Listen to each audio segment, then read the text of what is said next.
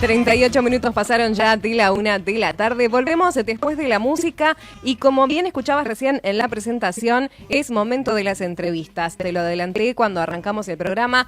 Estamos próximos a una fecha que tiene que ver con la identidad de nuestro país y con heridas que aún siguen abiertas. Estamos hablando del Día por la Memoria, la Verdad y la Justicia, este 24 de marzo. En un rato también te voy a estar contando todas las actividades que se realizarán acá en la ciudad de Río Gallegos, pero ahora vamos a hablar de una temática quizás poco tratada o investigada o conocida, sobre todo acá en la Patagonia Austral, como tiene que ver los afroargentinos, argentines, detenidos y desaparecidos en el marco de la última dictadura militar. Para conocer un poco más sobre esta temática, ya tengo en línea al licenciado en Antropología Norberto Pablo Sirio. Él es el director de la Cátedra Libre de Estudios Afroargentinos y Afroamericanos de la Universidad Nacional de La Plata. Bienvenido, Norberto, al aire de la radio.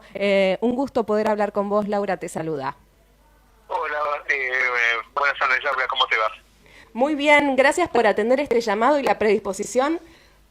Como decíamos hace un ratito, necesario hablar de esta temática. Sabemos que desde la cátedra ya hace 15 años que vienen trabajando para visibilizar la historia de los afroargentinos. El tiempo pasa. Sí, 15 años. 15 años. Sí. El tema que nos convoca para este 24 de marzo es muy doloroso porque las heridas no han sido cerradas, lo cual implica que hay una deuda del Estado argentino para con las víctimas del terrorismo de Estado, justamente, que es lo que fue, ¿no? Sí. Entonces, desde nuestra cátedra lo que tratamos es de poner la lupa en la diversidad, llamémosle cromática, étnica, de todo ese conjunto de detenidos desaparecidos en su amplio sentido, porque vivimos también una fantasía muy antigua de que nuestro Estado argentino es blanco en piel y cultura, ¿no? Uh-huh.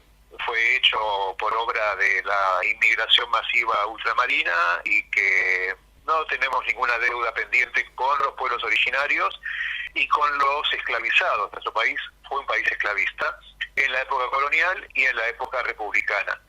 Entonces, tratamos de poner la lupa sobre este conjunto muy grande y muy desconocido todavía de los afroargentinos, vinculados con lo que ocurrió entre el año 76 y el año 83 por la acción del terrorismo de Estado. En esa línea encontramos testimonios directos de supervivientes y testimonios de familiares de justamente detenidos desaparecidos, ¿no? Así que fuimos recabando esa historia oral en forma directa, después encontrando documentación a veces en la prensa, a veces en la CONADEP también, que tiene el número de legajo, y nos encontramos con que la mayoría de estos casos, si bien están tratados por la justicia, tienen por ejemplo el legajo de CONADEP, la variable de que eran afrodescendientes no está contemplada. Son mujeres o hombres o de X partido político, pero no se hace mención a su etnicidad, digamos, ¿no? Uh-huh. Quizás en esa época no era un tema relevante, pero hoy sí. Eso nos invita a reflexionar que la historia se escribe desde el presente. No es un hecho consumado de datos amorfos que uno va, los toma y los ordena, sino que se hace desde el presente. Entonces, desde el presente nos hacemos preguntas que quizás en otra época no se hacían esas preguntas y le vamos dando nuevo sentido al pasado. Bien, dentro de todo lo que decís, algo también lo comentabas en tu introducción, pero tiene que ver con este intento de blanqueamiento de la identidad argentina, ¿no? Y estos conceptos que por mucho tiempo, incluso hoy en día, en distintas poblaciones, por eso la importancia de poder hablarlo en cada parte del país, se sigue diciendo, no, los afrodescendientes murieron en la guerra, murieron por enfermedades, ya no quedan, ¿no? Son historias que todavía se repiten. Claro.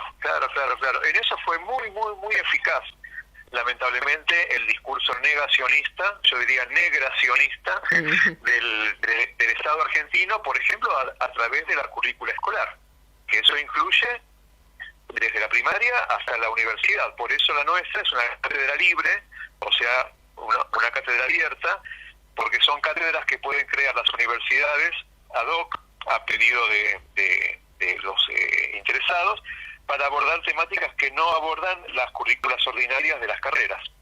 Entonces, tenemos esta realidad muy eficaz reproducida por los colegios, por los museos históricos, ¿no? Por los mapas. Uno busca, busquemos en los mapas de Argentina localidades que tengan que ver con África, ¿no? Parece una pregunta tonta. Sin embargo, hay muchas localidades de ríos, arroyos, lagunas, cerros, localidades de vida que tienen vínculo con esas poblaciones africanas que fueron traídas aquí, y que ellos son los primeros desaparecidos. Eso fue una de las primeras testimonios que recabé, que no entendí en su momento qué me querían decir con eso. Nosotros somos los primeros desaparecidos, nos decían. Estas personas que fueron detenidas desaparecidas, no fue en su historia familiar de siglos la primera vez que le ocurría eso. Ya le había ocurrido eso a sus ancestros en África. Entonces, ellos son detenidos desaparecidos de África también. Sí, y vos sabés que acá, y mencionabas los ejemplos que se pueden tratar en la escuela, pensaba en Malvinas y en alguna publicación tuya o video tuyo en que hablabas de que el primer argentino en Malvinas fue afro. Y esta información que vos sabés que acá en Río Gallegos, en el Museo de Malvinas, ahora hay una plaquita que habla de eso, pero digo, qué importante trabajarlo, porque acá estamos a 500 kilómetros de Malvinas, ¿no? Y es una historia que nos toca de cerca, digo, aún en los lugares más remotos hay material para trabajar e historias que contar. Exactamente. Cuando se puebla Malvinas en 1829 con el proyecto de Vernet, Vernet fue esclavista, hay que decirlo como corresponde, fue esclavista. Entonces él compró en la boca del Río Negro a otro esclavista que fue Alfaro, compró 33 negros y negras que llevó secuestrados y esclavizados a Malvinas. Y ahí es cuando nace este mulatito llamado Daniel, pero hasta ese momento en que yo hice, no quisiera decir descubrimiento, pero hasta que puse en valor ese testimonio histórico que lo da la esposa de Vernet, justamente María, hasta ese momento vos entrabas a Wikipedia o cualquier libro de manual sobre historia argentina de Malvinas, y la primer nacida ahí la daban como la hija de Vernet, Malvina, que justamente se apodaba Malvina, ¿no? Uh-huh. Pero bueno, no es así. Entonces ahí tenemos un antecedente interesante. También quizás nos vamos un poco del tema, ¿no? Por Malvinas, pero cuando la usurpan los ingleses, algo de la población que había en Puerto Luis se queda a vivir ahí, jurando lealtad a la bandera de los piratas, ¿no? En ese marco, la última argentina en morir en Malvinas, que fue en 1871, si mal no recuerdo, fue afro. Madrid se apellidaba, una mujer. Y en la guerra de Malvinas también hemos identificado varios soldados, algunos que lograron sobrevivir a la guerra, otros que fallecieron ahí, soldados afroargentinos.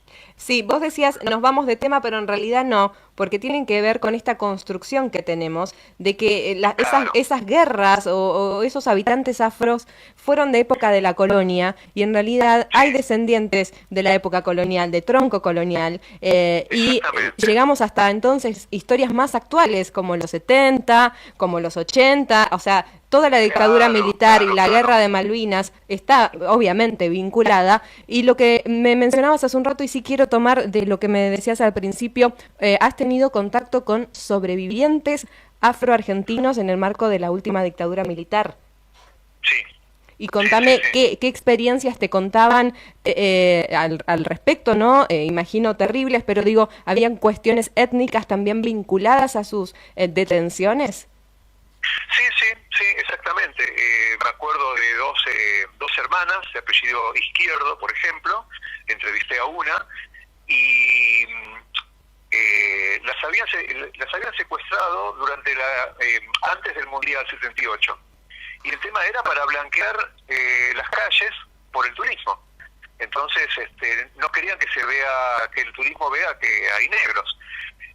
Estuvieron secuestradas cerca de la cancha de River, que escuchaban los goles,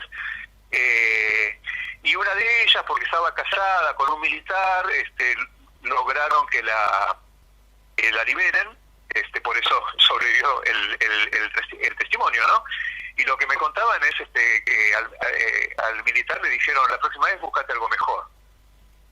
No, vos sabés que estas historias son menos difundidas aún, digamos, si bien cada vez se conoce más acerca del contexto histórico, también y haciendo un paralelismo con todo lo que tiene que ver con cuestiones de género, ¿no? Y estos de que son 30.400 desaparecidas, detenidas en la última dictadura militar, la situación de travestis y trans en las calles también, ¿no? Que eran detenidas así al azar o por su identidad de género, y en este caso por su identidad étnica, histórica, y la imagen que se quería dar al mundo, lo cual es terrible, pero hay que decirlo, porque si lo seguimos ocultando, viste que lo que no se dice no existe. Es muy importante la palabra. Exactamente, nosotros ponemos la lupa en este aspecto y lo que decimos es que la etnicidad de estas personas, en tanto afrodescendientes, influyó, no en todos los casos, pero influyó en su secuestro y desaparición y en los modos de tortura incluso. Algunas de esas personas estuvieron secuestradas en la ex-ESMA y estuvieron trabajando encadenadas. Entonces, eso revive también una memoria corporal muy antigua de la esclavitud, de sus ancestros que justamente vinieron a América secuestrados en barcos, encadenados. Entonces ahí es cuando entra otro tipo de discurso, que es el discurso corporal, en donde estas personas activaron una memoria evidentemente muy antigua, que quizás no estaba consciente en su discurso, pero que les remitía a esa memoria heredada por tradición familiar de 2-3 siglos atrás. Dentro de las publicaciones de la Cátedra Libre de Estudios Afroargentinos de la Universidad Nacional de La Plata, que vos liderás o dirigís, subieron algunos ejemplos en el marco de estas jornadas. Uno de los casos documentados es el de Rosalía País de Juárez. ¿Querés contarme un poco la historia? Sí, justamente Juárez es uno de los 3 cineastas argentinos detenidos desaparecidos. Ella fue secuestrada junto con su hermana. Entonces los testimonios los recabé a los hijos de Alicia, que en el momento en que lo documenté trabajaban en la ex-ESMA, como militando justamente por la causa, ¿no? O sea, gente muy comprometida con esa memoria y estos reclamos. Simplemente fueron secuestradas por eso, porque en realidad estaban buscando al marido. Y fue interesante las entrevistas que le hice a uno de los hermanos, que fue casualmente en el bar de la ex-ESMA, y son entrevistas muy complejas, primero por el tema, ¿no? Y segundo porque uno no sabe qué va a suceder, qué respuestas va a suceder. Uno como antropólogo atiende no solamente a lo que se dice, sino a los silencios, a los gestos, a la postura corporal. Y me acuerdo que en esa entrevista, bueno, la grabé en audio, y después la transcribí, y en un momento que yo le hice una pregunta, apareció una voz sin cuerpo, que me respondió. Le respondió a él, mejor dicho. Y él habló con esa voz, pero yo en ese momento no me di cuenta. No, y eso quedó registrado. Sí, te estoy siguiendo, medio que me quedé con la boca abierta, no me estás viendo, pero No, tengo el audio de eso, que justamente yo, en el momento de la entrevista, yo esa voz no la escuché. Estábamos en un bar, Sí. había cierto ruido ambiente, pero era un lugar cómodo para hablar, ¿no? Y bueno, era la voz del padre. Porque yo le pregunté en un momento, estaba en el Rosario, tratando de escapar con una identidad falsa, con nombres falsos, y bueno, le pregunté exactamente de dónde venían o a dónde iban, y ahí es donde apareció esa voz, ¿no? O sea que podemos estar en situaciones o sea que el tema es bastante denso y bastante complejo como para dedicarle el esfuerzo que requiere reconstruir esa memoria, porque hay demandas concretas, o sea, no es la memoria por la memoria o escribir por escribir, sino ayudar desde la cátedra a estas víctimas del terrorismo de Estado a que recuperen su historia, su dignidad, sus derechos, y en algunos casos los cuerpos que están desaparecidos, como el de la hermana de Alicia. Y en este caso vos tenés muchísimas publicaciones, trabajos realizados, además de estar a cargo de la cátedra. Bueno, ni hablar de toda la parte de musicología, ¿no? ¿Sentís que esta información que vos estás generando, estos datos, estas entrevistas, tienen la repercusión necesaria en la comunidad, en los medios nacionales? ¿Es algo de lo que hoy sentís que se esté hablando, que esté en agenda?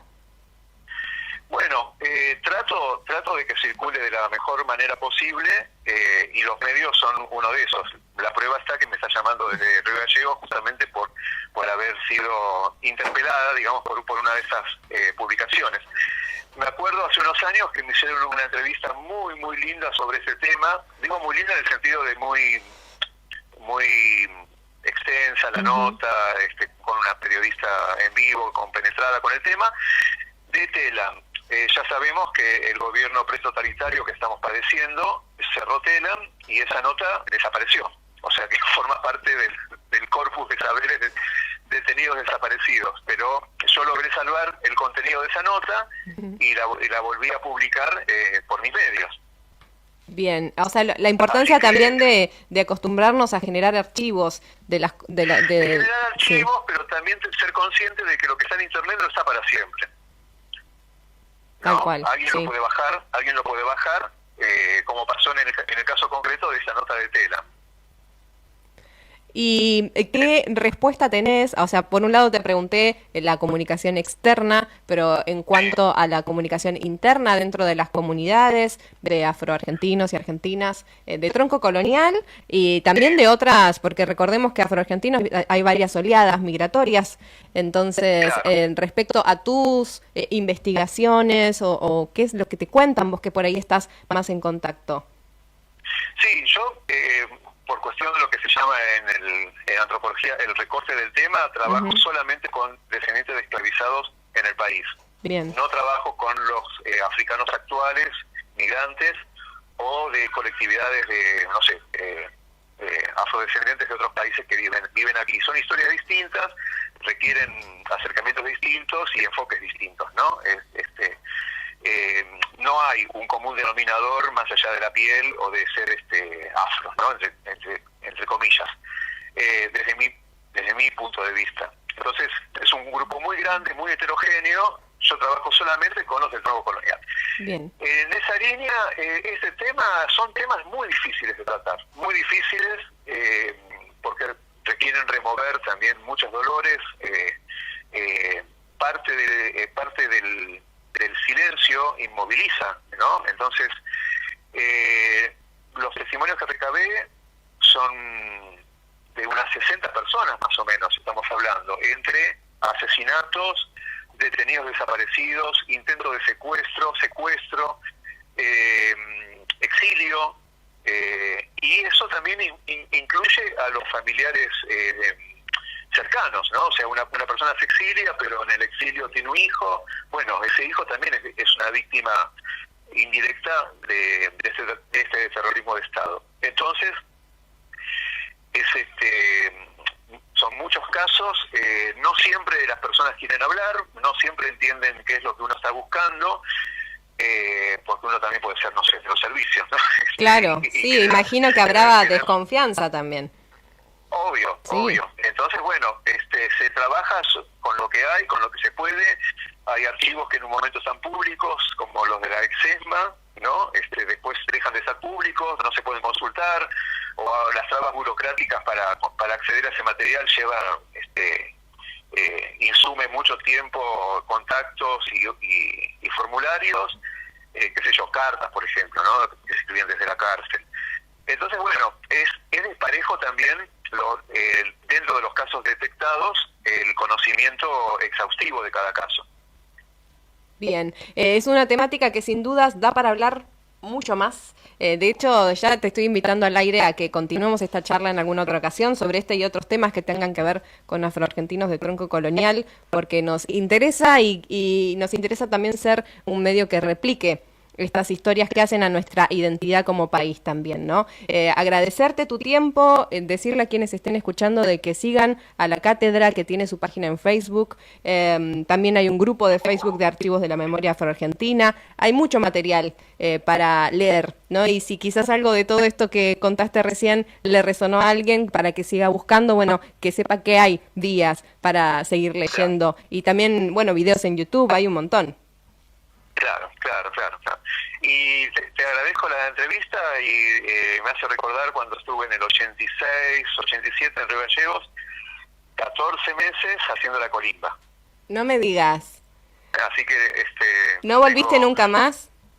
Sí, por el 2000 volví, Ajá. más o menos, por otros motivos, volví por el 2000 y algo, y bueno, la verdad que no son buenos recuerdos No. de la colimba, pero eso me permitió conocer la ciudad en esa época. Bueno, estás invitado cuando quieras a visitar Río Gallegos y conocer Río Gallegos y la historia también que tenemos acá para contar. No había ni terminal de micros en esa época todavía. No, ahora ya tenemos. Claro, pero en esa época no. Ahora sí, te juro que ya tenemos terminal, aeropuerto. Claro. Nada, y además que acá, viste, que parece hostil el ambiente, pero terminás amándolo. Así que Sí, volvé y vas a conocernos mejor. Desde ya. Bueno, Bueno, muchísimas gracias por tu tiempo. Seguimos un abrazo. charlando. Hasta pronto. Hasta luego.